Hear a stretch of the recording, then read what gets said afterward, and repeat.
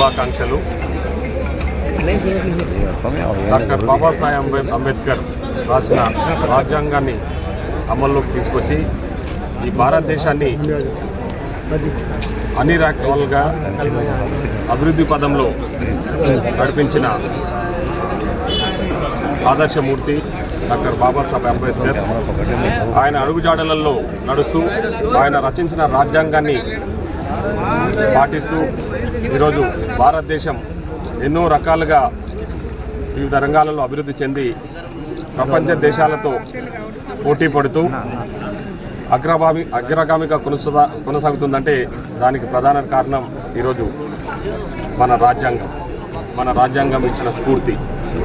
ఈరోజు కానీ ప్రస్తుత పరిస్థితులు చూస్తూ ఉంటే అటు కేంద్రంలో కానీ మొన్నటి వరకు ఇక్కడ ఉన్న రాష్ట్రంలో ఉన్న గత ప్రభుత్వం ఏవైతున్నాయో రాజ్యాంగాన్ని అపహాస్యం చేస్తూ అప్రజాస్వామిక పాలన కొనసాగిస్తూ కేంద్రంలో బీజేపీ కులాల మతాల మధ్యలో చిచ్చులు పెడుతూ ఒక సెంటిమెంట్తో ప్రజలను ఇబ్బందులను గురి చేసే ప్రయత్నాన్ని ఈరోజు మనం చూస్తూ ఉన్నాం. రాజ్యాంగం అందరికీ సమాన హక్కులు కల్పించింది.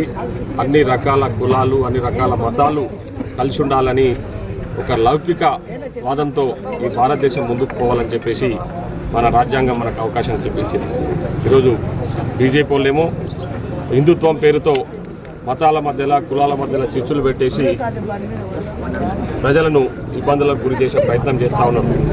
కాబట్టి ప్రజలందరూ కూడా ఈరోజు ఐక్యమత్యంతో ముందుకు పోవాలని చెప్పేసి మా భావి భారత ప్రధాని మా నాయకులు శ్రీ రాహుల్ గాంధీ గారు ప్రపంచంలోనే ఎవరు చేయని సాహసం భారత్ జోడో యాత్ర కన్యాకుమారి నుంచి కాశ్మీర్ వరకు ఎండకు వానకు చల్లకు తట్టుకొని 4000 కిలోమీటర్లు పాదయాత్ర చేసి ప్రజలని మమేకం చేసి ప్రజలను సమస్యలను తెలుసుకుంటూ ముందుకు సాగిన భారత్ జోడో యాత్ర మనం అందరం చూసినాం.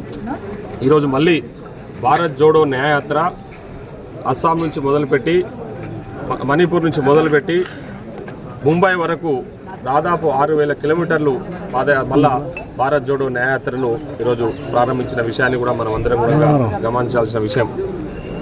ప్రజలను ఏకం చేయాలి, ప్రజలంతా భారత రాజ్యాంగాన్ని గౌరవించాలని చెప్పేసి ఈరోజు రాహుల్ గాంధీ గారు ఎంతో సాహసోపేతమైన న్యాయయాత్ర కొనసాగిస్తూ ఉన్నారు. ఆ యాత్రను కూడా అడ్డుకొని కేంద్రంలో ఉన్న బీజేపీ ప్రభుత్వం రాహుల్ గాంధీ గారిని ఇబ్బంది పెట్టే ప్రయత్నం చేస్తూ ఉన్నారు. అంటే రాజ్యాంగం కల్పించిన హక్కులను కాలరాసే ప్రయత్నం ఈరోజు బీజేపీ చేస్తూ ఉంది. కాబట్టి ప్రజలందరూ కూడా గమనిస్తూ ఉన్నారు. రాబోయే రోజుల్లో పార్లమెంట్ ఎన్నికలు వస్తూ ఉన్నాయి. ప్రజాస్వామ్యాన్ని కాపాడడానికి యావత్ భారతదేశ ప్రజలు ముఖ్యంగా మా తెలంగాణ ప్రజలను కూడా మేము విజ్ఞప్తి చేస్తూ ఉన్నాం. మనం భారతదేశాన్ని రాజ్యాంగాన్ని కాపాడుకోవాలంటే ఈ భారతదేశాన్ని ఏకంగా ఉంచాలంటే మీరు ఖచ్చితంగా కాంగ్రెస్ పార్టీకి ఓటేసి భారతదేశంలో మళ్ళా లౌకికవాదాన్ని నెలకొల్పడానికి రాహుల్ గాంధీ గారిని ప్రధానమంత్రి చేయడానికి మీరందరూ ముందుకు రావాలని చెప్పేసి ఈరోజు విజ్ఞప్తి చేస్తాను. అదేవిధంగా తెలంగాణ రాష్ట్రాన్ని తీసుకుంటే మీరు చూసిరు మొన్నటి వరకు ఒక అరాచక పాలన, ఒక దోపిడీ పాలన. ఈ రాష్ట్రాన్ని తెలంగాణ రాష్ట్రం ఏర్పడిన తర్వాత పాలించి ఎక్కడికక్కడ ఆర్థికంగా రాష్ట్రాన్ని దివాలా తీయించి మన ఈరోజు ప్రజలందరూ కూడా వాళ్ళను ఓడగొట్టి ఇంటికి కాడ కూర్చోబెట్టినా కూడా మళ్ళా అడ్డగోలి మాటలు మాట్లాడుతూ ఏమాత్రం సిగ్గు ఎగ్గు లేకుండా కేటీఆర్ అనే వ్యక్తి రాజ్యాంగాన్ని అపహాస్యం చేస్తూ ప్రజాస్వామ్యబద్ధంగా ఏర్పడ్డ ప్రభుత్వాన్ని కూలదోయాలనే ప్రయత్నాన్ని చేస్తున్న ఈ దుర్మార్గులను ప్రజలు ఆల్రెడీ బుద్ధి చెప్పారు. మళ్ళీ రాబోయే ఎంపీ ఎలక్షన్లో బుద్ధి చెప్తారని చెప్పేసి ఈరోజు ఈ సందర్భంగా తెలియజేస్తున్నాం. ఈరోజు రాష్ట్ర ముఖ్యమంత్రి గారు ఎంతో గొప్పగా ఒక ఆదర్శవంతమైన పాలన, ఒక పారదర్శక పాలన ఈ రాష్ట్రానికి ప్రజలకు అందిస్తూ ఉన్నారు.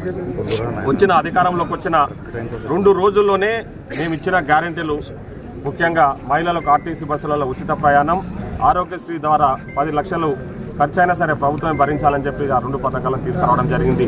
నిన్ననే మా ముఖ్యమంత్రి గారు మాట్లాడుతూ త్వరలోనే ఇంకొక 2 గ్యారెంటీ పథకాలను ప్రజలకు అందుబాటులోకి తీసుకొస్తాం, మిగతా 2 గ్యారెంటీ పథకాలు కూడా ఎంపీ ఎలక్షన్లలో అయిపోయిన తర్వాత కూడా ప్రజలకు అందిస్తామని చెప్పేసి కృతనిశ్చయంతో ఉన్నామని చెప్పేసి మేము చెప్పడం జరిగింది. కాబట్టి ఎవరైతే ఈరోజు టీఆర్ఎస్ పార్టీలో కానీ కొందరు బీజేపీలో ఉన్న వాళ్ళు ప్రజాస్వామ్యానికి తూట్లు పొడిచే విధంగా అప్రజాస్వామిక మాటలు ఏవైతే ఉన్నాయో ప్రభుత్వాలను పడగొడతామని చెప్పేసి మా జేబులో వాళ్ళు ఉన్నారు వీళ్ళు ఉన్నారని చెప్పే ప్రయత్నాలు చేస్తూ ఉన్నారో అవన్నీ కూడా ప్రజలు గమనిస్తూ ఉన్నారు.